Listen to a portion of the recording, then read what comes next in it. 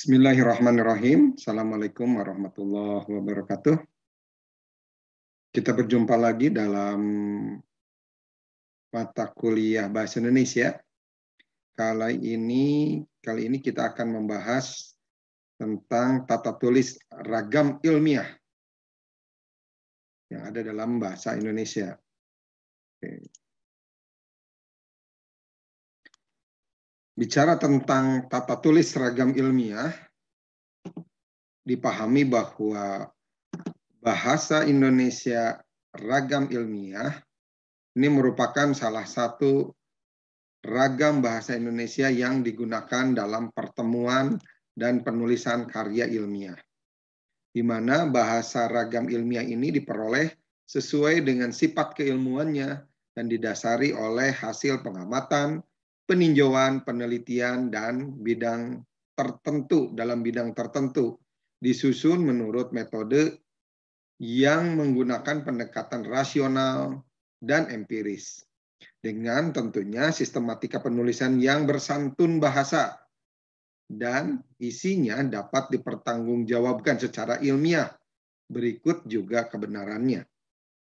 Sebagai bahasa yang digunakan untuk memaparkan fakta, konsep, prinsip, teori, atau gabungan dari keempatnya, maka bahasa Indonesia diharapkan mampu menjadi media yang efektif untuk komunikasi ilmiah, baik secara tertulis maupun secara lisan.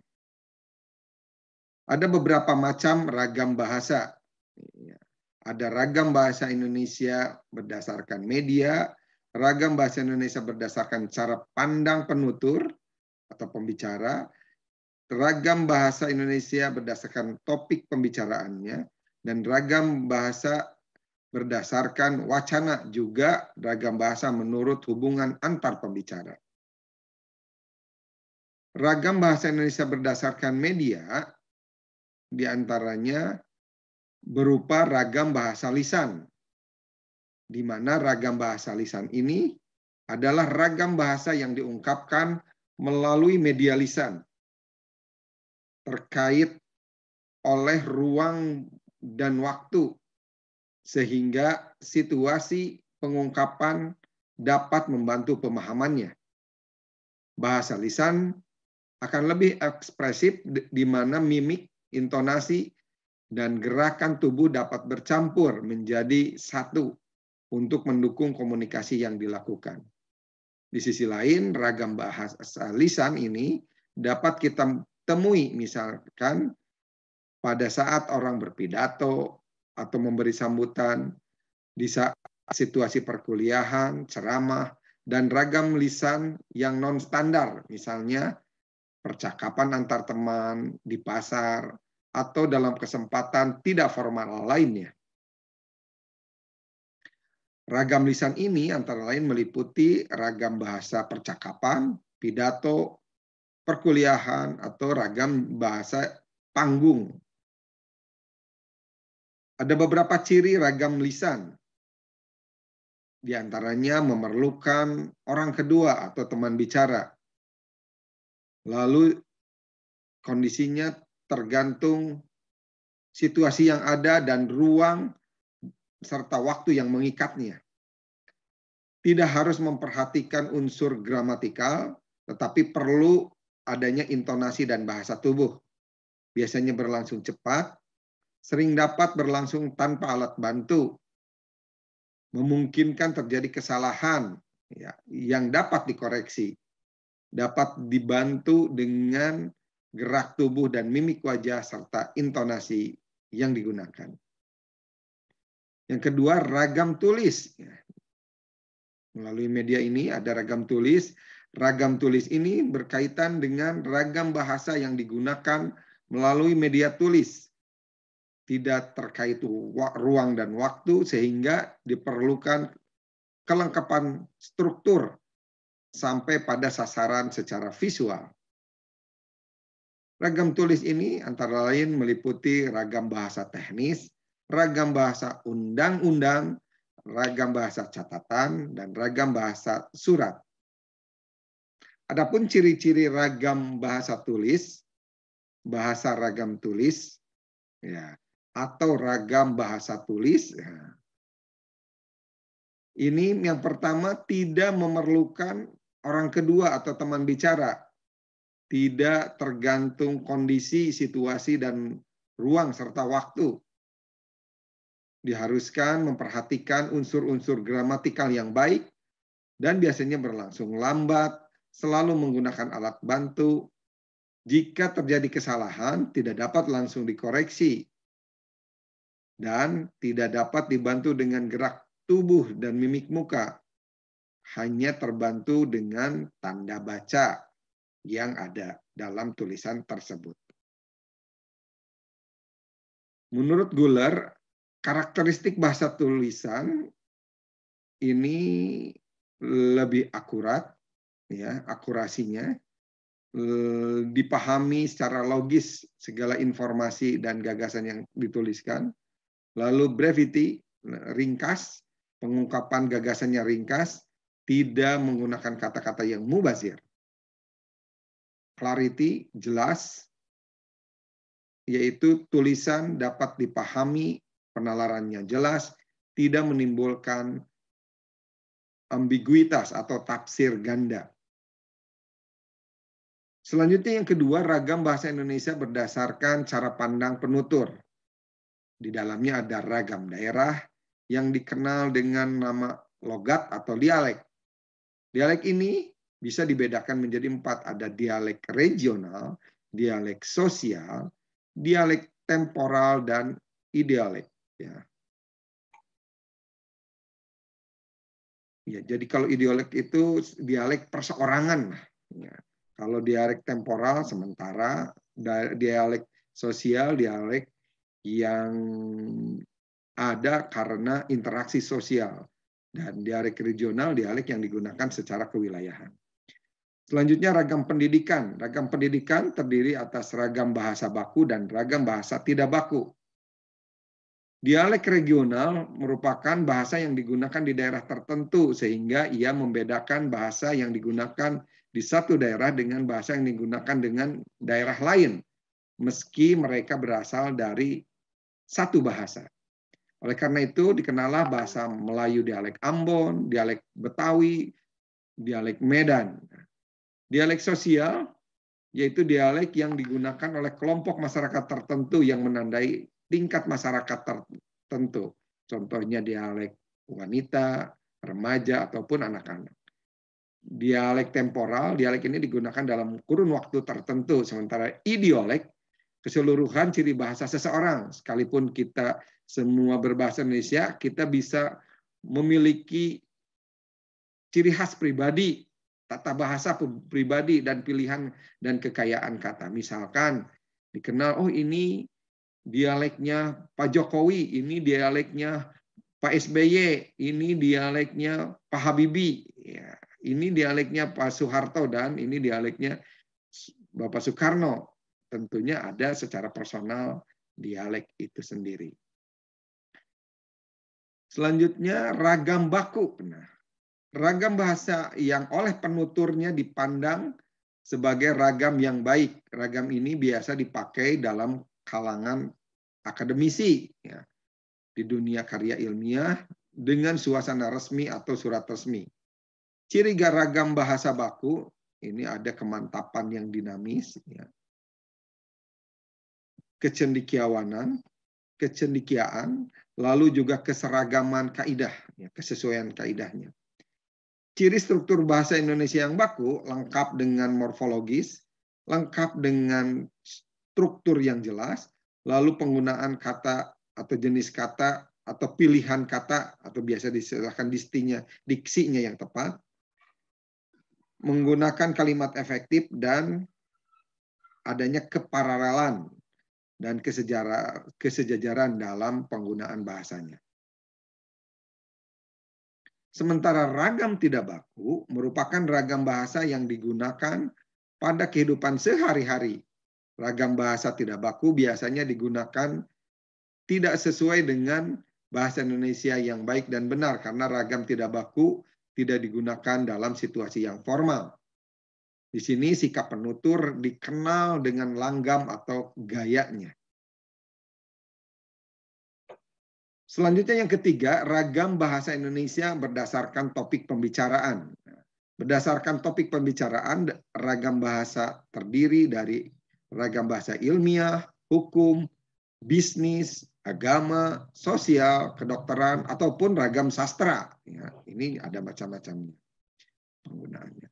Lalu yang keempat, ragam bahasa berdasarkan wacana. Ada ragam ilmiah, ada ragam populer. Dalam ragam ilmiah, bahasa yang digunakan biasanya bahasa yang berkesesuaian dengan kegiatan ilmiah, ceramah, tulisan-tulisan ilmiah, atau karya tulis ilmiah. Lalu ragam populer biasanya bahasa yang digunakan dalam tulisan sehari-hari guna lebih mengakrabkan pergaulan sehari-hari. Dan yang kelima, ragam bahasa menurut hubungan antar pembicara. Ini dibedakan menurut keakraban atau akrab tidaknya para pembicara.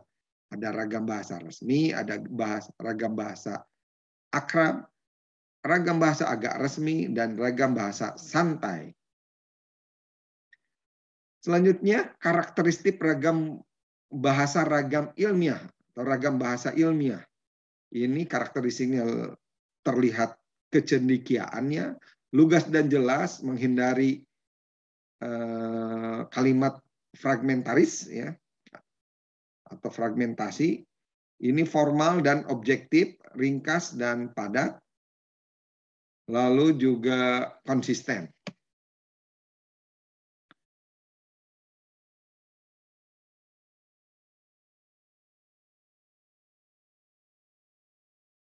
Karakteristik cendikia di sini menunjukkan bahwa bahasa ilmiah itu mampu digunakan secara tepat untuk mengungkapkan hasil berpikir logis. Bahasa yang cendikia mampu membentuk pernyataan yang tepat dan seksama, sehingga gagasan yang disampaikan penulis dapat diterima secara tepat oleh pembaca. Misalkan, contoh A, infeksi cendawan pembentuk mikoriza atau CPM akan mempengaruhi serapan hara fosfor oleh tanaman inang melalui akar, terutama tanaman yang tumbuh pada tanah yang kekurangan fosfor yang dimungkinkan oleh adanya hifa eksternal. Contoh B, infeksi cendawan pembentuk mikoriza atau CPM pada tanaman inang akan meningkatkan serapan hara fosfor melalui hifa eksternalnya. Pada kalimat contoh B, jelas lebih mampu menjelaskan atau menunjukkan hubungan sebab akibat, tetapi tidak terungkap jelas pada contoh B. Contoh lainnya, contoh A, karena sulit, maka pengambilan data dilakukan secara tidak langsung. Contoh B, karena sulit, pengambilan data dilakukan secara tidak langsung. Di sini kecendikiaan juga berhubungan dengan kecermatan memilih kata. Suatu kata dipilih secara cermat apabila kata itu tidak mubazir, tidak rancu, dan bersifat idiomatis. Pilihan kata, maka pada contoh A ini termasuk ada kata yang mubazir. Contoh B, contoh selanjutnya, contoh A, hubungan rumusan masalah dengan simpulan tidak cocok. Contoh B, hubungan rumusan masalah dan simpulan tidak cocok. Kata-kata yang bersifat idiomatis perlu dipilih secara cermat. Pilihan kata idiomatis yang tidak cermat tampak pada contoh A. Selanjutnya, karakteristik bahasa ragam ilmiah harus lugas dan jelas. Di sini bahasa Indonesia mampu menyampaikan gagasan ilmiah secara jelas dan tepat. Untuk itu setiap gagasan diungkapkan secara langsung sehingga mampu menghindari kesalahpahaman dan kesalahan penafsiran isi kalimat. Contoh A, mahasiswa sering mendapatkan tugas yang tidak dapat dikatakan ringan sehingga kemampuan berpikirnya menjadi berada di awang-awang. Contoh B, mahasiswa sering mendapatkan tugas yang berat sehingga kemampuan berpikirnya menjadi menurun. Nah, gitu. Contoh lainnya, contoh A, untuk mengetahui apakah baik dan buruknya pribadi seseorang dari tingkah dan lakunya dalam sehari-hari. Contoh B, koreksinya, baik buruknya pribadi seseorang dapat dilihat dari tingkah lakunya sehari-hari. Contoh A tidak mampu mengungkapkan gagasan secara jelas, antara lain karena kalimatnya terlalu panjang. Kalimat yang panjang itu menyebabkan kaburnya hubungan antar gagasan yang disampaikan. Selanjutnya menghindari kalimat fragmentaris. Kalimat fragmentaris adalah kalimat yang belum selesai. Kalimat terjadi antara lain karena adanya keinginan penulis mengungkapkan gagasan dalam beberapa kalimat tanpa menyadari kesatuan gagasan yang diungkapkan. Contohnya, A, harap dilaksanakan dengan sebaik-baiknya. Ini kalimat fragmentaris ya. Yang lengkapnya gini, tugas tersebut harap dilaksanakan sebaik-baiknya. Selanjutnya, karakteristik bahasa ragam ilmiah harus bertolak dari gagasan. Penonjolan diarahkan pada gagasan atau hal yang diungkapkan dan tidak pada penulis. Implikasinya kalimat-kalimat yang digunakan didominasi oleh kalimat pasif, sehingga kalimat aktif dengan penulis sebagai pelaku perlu dihindari. Contoh A. Dari uraian tadi, penulis dapat menyimpulkan bahwa menumbuhkan dan membina anak berbakat sangat penting. Contoh B. Dari uraian di atas dapat disimpulkan bahwa menumbuhkan dan membina anak berbakat sangat penting. Di sini kita lihat contoh kalimat A berorientasi pada penulis. Contoh B berorientasi pada gagasan. Yang kelima, harus formal dan objektif. Sifat formal dan objektif ditandai dengan kosakata, bentukan kata, dan kalimat. Kosakata yang digunakan bernada formal dan kalimat-kalimatnya mengandung unsur yang lengkap. Contoh, kata formal itu membuat, ya, yang informalnya bikin. Hanya, yang informalnya cuma. Memberi, informalnya kasih. Ya. Contoh A, abstrak artikel harus ditulis dalam sebuah paragraf. Penelitian pasti diawali adanya masalah. Contoh B, abstrak artikel ditulis dalam sebuah paragraf. Penelitian diawali adanya masalah. Kata-kata yang menunjukkan sikap ekstrim dapat memberi kesan subjektif dan emosional. Kata-kata seperti harus, wajib, tidak mungkin tidak, pasti, dan selalu perlu dihindari. Penulisan kalimat A berikut perlu dihindari karena tentunya dipahami terlalu bersifat subjektif atau emosional. Selanjutnya harus ringkas dan padat. Sifat ringkas dan padat direalisasikan dengan tidak adanya unsur-unsur bahasa yang mubazir. Itu berarti menuntut adanya penggunaan bahasa yang hemat. Contoh A, nilai etis di atas menjadi pedoman bagi setiap warga negara Indonesia. Contoh B, nilai etis sebagaimana tersebut pada paparan di atas menjadi pedoman dan dasar pegangan hidup dan kehidupan bagi setiap warga negara Indonesia. Contoh A ini termasuk bahasa yang ilmiah, ringkas dan padat. Hadirnya kata yang bercetak miring pada kalimat B tidak memberi tambahan makna yang berarti. Dengan demikian, hadirnya kata-kata tersebut dianggap mubazir. Yang terakhir harus konsisten. Unsur bahasa dan ejaan dalam bahasa tulis ilmiah digunakan secara konsisten. Sekali sebuah unsur bahasa atau tanda baca atau tanda-tanda lain dan istilah lain digunakan sesuai dengan kaidah, itu semua selanjutnya digunakan juga secara konsisten. Contoh, kata tugas untuk digunakan untuk mengantarkan tujuan dan kata tugas bagi untuk mengantarkan objek. Demikian pembahasan kita kali ini berkaitan dengan tata tulis ragam ilmiah. Mudah-mudahan bermanfaat dan kita akan lanjutkan di pertemuan selanjutnya. Terima kasih. Assalamualaikum warahmatullahi wabarakatuh.